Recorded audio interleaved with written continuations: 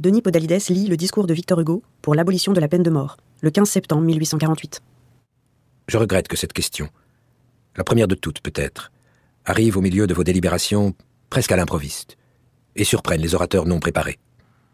Quant à moi, je dirai peu de mots, mais ils partiront du sentiment d'une conviction profonde et ancienne. Vous venez de consacrer l'inviolabilité du domicile. Nous vous demandons de consacrer une inviolabilité plus haute et plus sainte encore, l'inviolabilité de la vie humaine.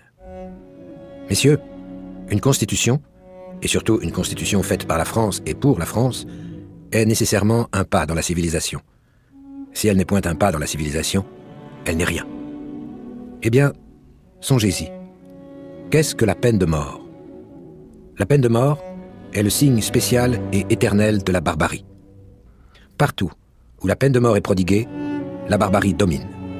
Partout où la peine de mort est rare, la civilisation règne. Messieurs, ce sont là des faits incontestables. L'adoucissement de la pénalité est un grand et sérieux progrès. Le XVIIIe siècle, c'est là une partie de sa gloire, a aboli la torture. Le XIXe siècle abolira la peine de mort. Vous ne l'abolirez pas peut-être aujourd'hui, mais n'en doutez pas. Demain, vous l'abolirez. Ou vos successeurs l'aboliront.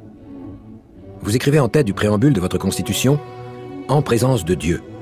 Et vous commenceriez par lui dérober à ce Dieu, ce droit qui n'appartient qu'à lui, le droit de vie et de mort. Messieurs, il y a 3 choses qui sont à Dieu et qui n'appartiennent pas à l'homme: l'irrévocable, l'irréparable, l'indissoluble. Malheur à l'homme s'il les introduit dans ses lois. Tôt ou tard, elles font plier la société sous leur poids. Elles dérangent l'équilibre nécessaire des lois et des mœurs. Elles ôtent à la justice humaine ses proportions. Et alors il arrive ceci, réfléchissez-y, messieurs, que la loi épouvante la conscience.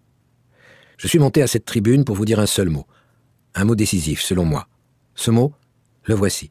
Après février, le peuple eut une grande pensée. Le lendemain du jour où il avait brûlé le trône, il voulut brûler l'échafaud. Ceux qui agissaient sur son esprit alors ne furent pas, je le regrette profondément, à la hauteur de son grand cœur. On l'empêcha d'exécuter cette idée sublime. Eh bien, dans le premier article de la Constitution que vous votez, vous venez de consacrer la première pensée du peuple. Vous avez renversé le trône. Maintenant, consacrez l'autre. Renversez l'échafaud.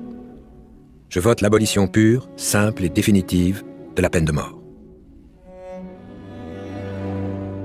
Denis Podalides lisait le discours de Victor Hugo pour l'abolition de la peine de mort, prononcé à l'Assemblée constituante le 15 septembre 1848.